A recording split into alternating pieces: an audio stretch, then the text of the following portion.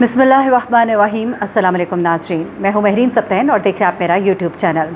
नाज़रीन, मेहदी अली काज़मी साहब की बेटी के केस में इस वक्त कुछ कन्फ्यूजन्स जो हैं उनके बारे में आपको आज बताना है, और साथ में आपको मैं बताऊँ कि ज़हीर के वकील की एक बड़ी गलती ने ज़हीर को और ज़हीर ग्रुप को बुरी तरह से फंसा दिया है, और वो जो चाहते थे कि उनको कामयाबी मिले, उनकी कामयाबी को नाकामी में कैसे बदल दिया। यानी कि एक नालायक वकील जो होता है ना, वो किस तरह से अपने जो क्लाइंट होता है उसको नुकसान पहुंचाता है। वो कहते हैं कि बंदर के हाथ में उस तरह दे दे तो फिर वो क्या करता है, वो बाल जो है ना नहीं काटता, बल्कि वो आपकी गर्दन पे फेर देता है। तो वही काम हुआ यहाँ पर, और यहाँ पर वकील साहब ने बड़ी ही अपनी बेवकूफ़ी का सबूत देते हुए अपने ही क्लाइंट को एक बड़े हक़ से समझिए कि महरूम कर दिया। बड़ा हक़ हम तो नहीं उसे समझते, लेकिन जो वो अगर समझते थे कि उनका हक़ है तो उस हक़ से उसको महरूम करवा दिया।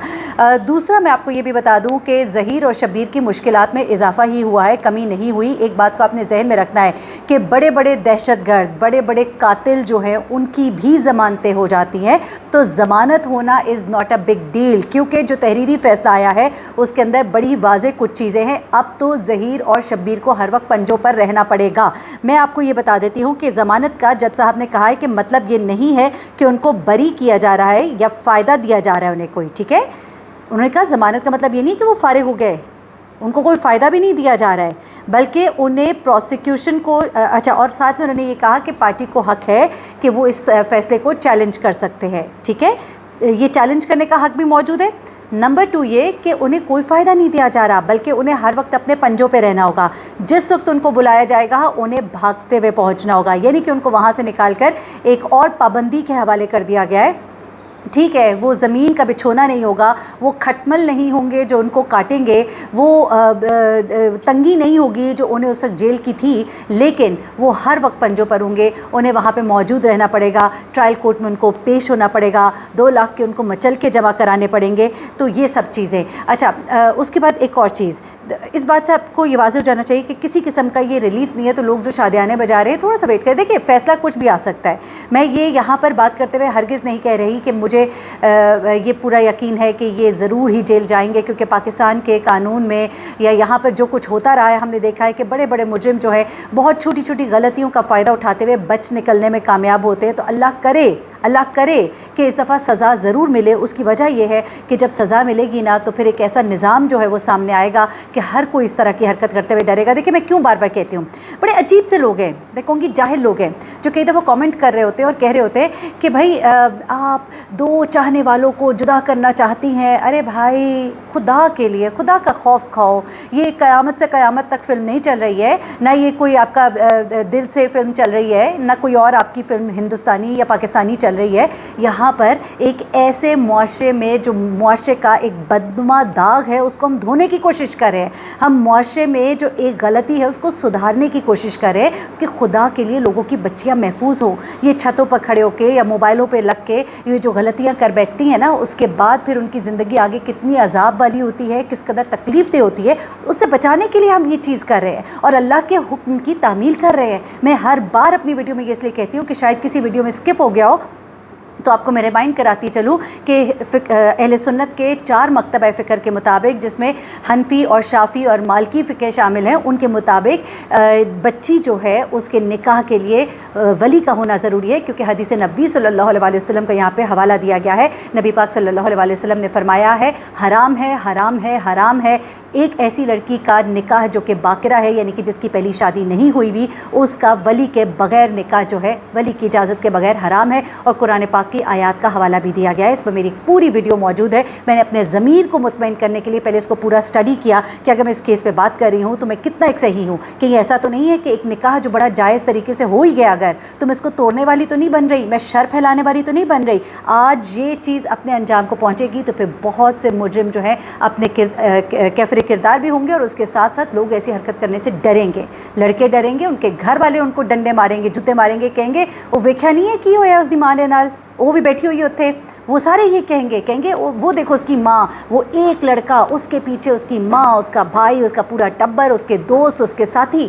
دوست ڈریں گے اپنے دوست کے لیے ایسا کام کرتے، بھائی ڈریں گے اپنے بھائی کے لیے ایسا کام کرتے، مائیں ڈریں گی دوسروں کی بیٹیاں بھگاتے ہوئے. تو یہ ایک بڑا زبردست نظام تشکیل ہو جائے گا. اس لیے میں چاہتی ہوں کہ یہ کیس جو ہے پائے تکمیل کو پہنچے. اب ذرا سنیے گا دوسری بات. ایک فیصلہ تو یہ ہوا تھا جی کہ ان کو ضمانت ملی، تو ضمانت کے پیچھے آپ نے سن لیا کہ جج صاحب نے کہا کہ کسی قسم کا ان کو ریلیف نہیں دیا جا رہا. یہ ریٹن فیصلہ ہے اور ان کو کسی قسم کا ریلیف نہیں دیا جا رہا. یہ تمام چیزیں چلے میں آپ کو بتا چکی. آگے چلتے ہیں ذرا.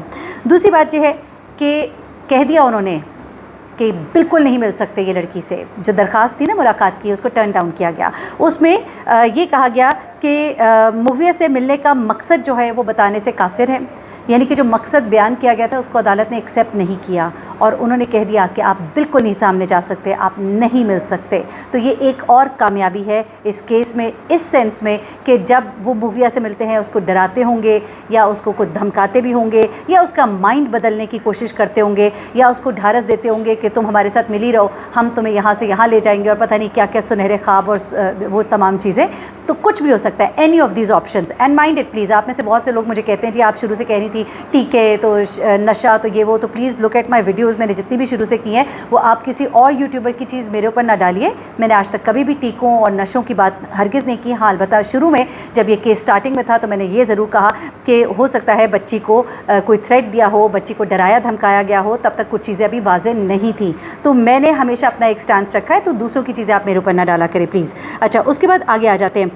یہ 2 فیصلوں کے بارے میں بتا دیا کہ مل نہیں سکتے، کیوں نہیں مل سکتے، وجہ بتانے سے قاصر ہیں اور جج صاحب نے پسند نہیں کیا کہ یہ ملزمان جو ہیں، یہ جو لوگ ہیں، یہ جو گھٹیا لوگ ہیں، یہ اس بچی سے ملے. ٹھیک ہے. اور تیسری بات جو ہے وہ بیان کے حوالے سے. اب میں یہاں پہ بتاؤں کہ یہ جو عقل مند وکیل صاحب ہیں نا، جنہوں نے ان کی نیا ڈبوئی، یعنی کہ جو سمجھتے تھے کہ اگر کوئی ان کو فائدہ ہو بھی سکتا تھا، انہوں نے کیا کیا کہ جس وقت اس بچی کا وہ بیان تھا اور اس وقت جب اس کا ٹرن ڈاؤن ہوا تھا، اس وقت جب چیلنج کرنا تھا، انہوں نے اس بیان کو اس کو چیلنج جب نہیں کیا تو اس کی وجہ سے اب ان کو یہ حق جو ہے اس سے محروم کر دیا گیا. اب بیسیکلی بیان کا جج صاحب نے یہ کہا کہ جی اس کی ضرورت نہیں ہے کیونکہ اب چالان جو ہے وہ بھی جمع کرایا جا چکا ہے نمبر 1، اور دوسرا جو ہے بچی جو ہے وہ رضاکارانہ طور پر بیان پہلے دے چکی ہے. تو ان 2 باتوں کی بنیاد پر اب جو ہے دوبارہ سے بیان کی ضرورت نہیں ہے کیونکہ وہ رضاکارانہ طور پہ بیان دے چکی ہے. دوسری بات یہ کہ اب تو چالان بھی جمع ہو چکا ہے اور جس وقت اس کو چیلنج کیا جانا چاہیے تھا تو یہ ماشاءاللہ وکیل صاحب جو ہیں ان کو چونکہ جونیئر وکیل ہیں، اتنا شاید ان کا ایکسپیرینس بھی نہیں ہے تو ان کو نہیں پتہ لگا کہ اس کو ہم نے چیلنج کرنا تھا اور یہ چیلنج ہونے سے رہ گیا. یہ سب کچھ تو اس طرح سے یہ ایک بڑا جھٹکا اور ایک فائدہ جو ہوا ہے وہ ہوا ہے مہدی علی کاظمی صاحب کو. اب میں آپ کو ذرا سنواتی ہوں کیونکہ تھوڑا سا آپ کو اور چیزیں کلیئر ہو جائیں گی. میں ہمیشہ کہتی ہوں کہ دیکھیے میں تو کہہ رہی ہوں لیکن یہ بھی سن لیجئے کہ ایکسپرٹس کی رائے اس کے اوپر کیا ہے. یہ تمام تجرباتیں آئی ہیں. یہ جو تحریری فیصلہ آیا ہے جو لوگوں کو کنفیوز کیا جا رہا ہے اس کے پیچھے حقیقت کیا ہے.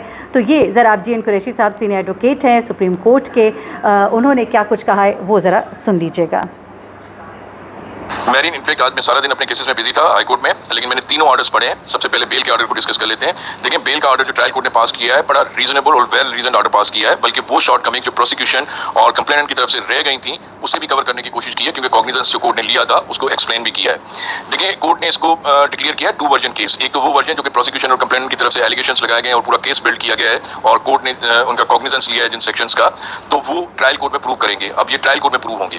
اور دوسرا یہ ذرا آپ سمجھ لیجئے گا کیونکہ تھوڑے سے کچھ ورڈز انگلش کے ہوتے ہیں، تھوڑا کچھ میرے آڈینس کو سمجھنے میں اگر مشکل ہو تو یہ کہہ رہے ہیں کہ اس کے اندر 2 چیزیں ہیں. ایک تو یہ ہے کہ یہ کیس جو ہے ٹرائل کورٹ کے اندر چلے گا ابھی تمام چیزیں جو چل رہی ہیں، اور دوسرا معاملہ جو وہ بتا رہے ہیں وہ بھی ذرا غور سے سنیے گا. ورژن یہ ہے کہ بچی کی اسٹیٹمنٹ جو ہے، دیکھیں بچی کی اسٹیٹمنٹ آن ریکارڈ تو ہے نا، آن پیپر تو ہے. یہ تو ہم کہہ رہے ہیں پہلے دن سے کہ بچی کی اسٹیٹمنٹ ان کیسز میں معنی نہیں رکھتی ہے، ویلیو نہیں رکھتی ہے، لیکن پیپر پہ ہے تو اسے پھر ٹرائل کورٹ میں اسے غلط ثابت کرنا پڑے گا کہ ان سیکشنز کی موجودگی میں وہ ویلیو نہیں رکھتے ہیں. یہ سب ٹرائل کورٹ جیسے اسٹارٹ ہوگا تو اس میں یہ ساری چیزیں ثابت کرنی پڑیں گی. اور اس کی کنکلوڈنگ پیرا میں بھی جج صاحب نے یہ کلیئر لکھ لیا ہے کہ دیکھیں بیل کنسیشن ہوتی ہے، بیل بریت نہیں ہوتی ہے. ہم پہلے دن سے کہہ رہے ہیں اور اس آرڈر میں بھی جج صاحب نے اسے اسرٹ کیا اور لکھا ہے کہ یہ بریت نہیں ہے، یہ کنسیشن ہے کہ شیورٹی پہ ان کو پابند کیا گیا ہے کہ ہر پیشی پہ وہ ٹھیک ہے، شیورٹی پر ان کو پابند کیا گیا ہے کہ ہر پیشی پر ان کو پیش ہونا ہے، آئیں گے اور کہیں ادھر ادھر نہیں ہوں گے.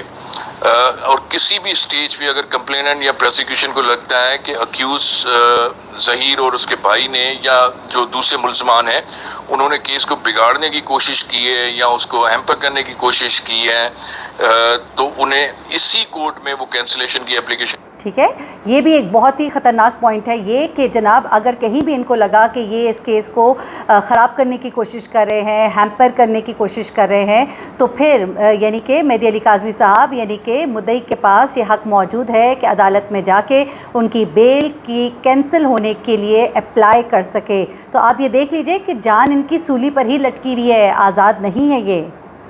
میں دوسرے آرڈر پہ آنے سے پہلے واضح کر دوں کہ یہ جو بیل سٹیج پہ on the basis of tentative assessment court نے ڈکلیئر کیا ہے کہ یہ 2 ورژن کیس ہے، تو 2 version case on the basis of tentative assessment further inquiry کا کیس ہوتا ہے، اور فردر انکوائری میں جو ہوتا ہے کیس میں ریفیوزل آف بیل جو ہوتی ہے ایکسیپشن ہوتی ہے. ٹھیک ہے، اس میں بھی ایک بات بڑی واضح ہے کہ یہ جو کیس ہے یہ ابھی چل رہا ہے، اس کے اندر معاملات تبدیل ہو رہے ہیں، کسی بھی وقت ضمانت کینسل بھی ہو سکتی ہے.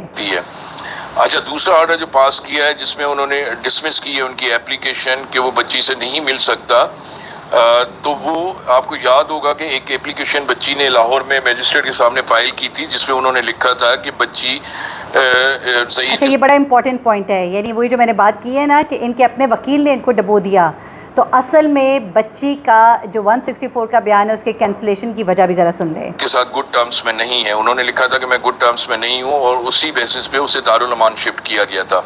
وہ ان کے گلے کی ہڈی بن گئی ہے.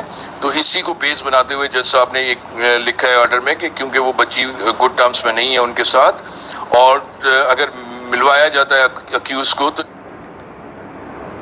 یہ ٹرائل کو ٹیمپر کر سکتا ہے، ٹرائل کا رخ چینج کر سکتا ہے. یعنی کہ یہ جو نہیں مل سکتے نا وہ بھی غلطی ان کے سر پہ ہے، کیونکہ انہوں نے جب بچی کے منہ سے یہ بیان دلوا دیا میجسٹریٹ صاحب کے سامنے بھی اور ریٹن بیان بھی کہ مجھے شوہر سے خطرہ ہے یا لڑائی جھگڑا ہوا ہے جو بھی، تو پھر ملوانے سے انکار ہو گیا. اور تیسری اپلیکیشن جو ڈسمس کی ہے 164 کے بیان کی، تو آپ کو یاد ہوگا میرین کہ جس دن لاہور سے کراچی آ رہی تھی بچی، لایا جا رہا تھا بچی کو، تو اس وقت ان کے ایک وکیل صاحب نے وہاں پر 2 اپلیکیشنز فائل کی تھی، ایک 164 کی اسٹیٹمنٹ کے لیے اور دوسری اپلیکیشن فائل کی تھی MLO کے لیے، دونوں ڈسمس ہوئی تھی. تو وہ 164 کی اپلیکیشن جو ڈسمس ہوئی تھی وہ گلے کی ہڈی بن گئی ان کے، اور جج صاحب نے لکھا ہے کیونکہ وہ وہاں سے ڈسمس ہوئی تو انہوں نے کسی بھی فورم میں اسے چیلنج نہیں کیا. ٹھیک ہے جی، یعنی کہ جو 164 کی اسٹیٹمنٹ کے لیے درخواست دی تھی، جب وہ ڈسمس ہوئی تو اس کے بعد نیکسٹ پروسیجر یہ تھا کہ اس کو چیلنج کیا جانا چاہیے تھا، لیکن موصوف جو ہے وہ بہت بزی تھے لائیو شوز میں بیٹھنے میں، وہ رات کو لائیو شوز میں لمبے لمبے انہوں نے بھاشن اور لیکچرز دینے ہوتے تھے، جس کی وجہ سے وہ رہ گیا، اور وہ رہ گیا تو یہ گلے کی ہڈی بن گئی. تو یہاں پہ دیکھیے کہ کیس کو انہوں نے کتنے غلط طریقے سے ہینڈل کیا، جس کی وجہ سے آج وہ سب سفر کر رہے ہیں. نمبر 1، جو آپ نے بچی کا یہ اس وقت چیلنج نہیں کیا تو اس کی وجہ سے آپ کا 164 کا بیان بھی رہ گیا، اور جو آپ کو دوسری جو آپ کو ڈز لگی ہے وہ ڈز آپ کو اس لیے لگی ہے کیونکہ آپ نے بچی کے منہ سے بیان دلوا دیا تھا، میجسٹریٹ صاحب کے سامنے بھی یہ کہلوا دیا تھا کہ جی میں تو یوں ہوا، مجھے مارا گیا، پیٹا گیا، لڑائی جھگڑا ہو گیا، جو بھی ہوا میں چلی گئی. تو اس لیے انہوں نے کہا کہ بھائی بچی سے مل بھی نہیں سکتے. یعنی کہ یہ ایک وجہ بیک اینڈ پہ یہ وجہ بھی موجود ہے. بے شک یہ کہا گیا ہے کہ ملنے کی وجہ بیان کرنے سے قاصر ہیں یا سیٹسفائی نہیں کر سکے، لیکن ساتھ میں یہ ریزن بھی موجود تھا جو دوسری طرف سے دیا گیا تھا، اور جس کو کہ عدالت نے ذہن میں رکھتے ہوئے ملاقات جو ہے اسے کینسل کر دیا. تو جناب یہ دیکھیے یہ ہوتا ہے جب آپ دوسرے کاموں میں لگ جاتے ہیں، غلط کاموں میں لگ جاتے ہیں. آپ لوگوں کو گندا کرنے میں مصروف ہو گئے تھے، آپ راتوں کو لائیو شوز میں مصروف ہو گئے تھے، اور ایسے میں آپ لوگوں نے جو ہے یہ غلطیاں کی جس کا اب خمیازہ جو ہے بھگت رہے. مجھے مہرین سبطین کو اجازت دیجیے گا، اپنی دعاؤں میں مجھے یاد رکھیے گا، اپنا بہت خیال رکھیے گا. اللہ حافظ.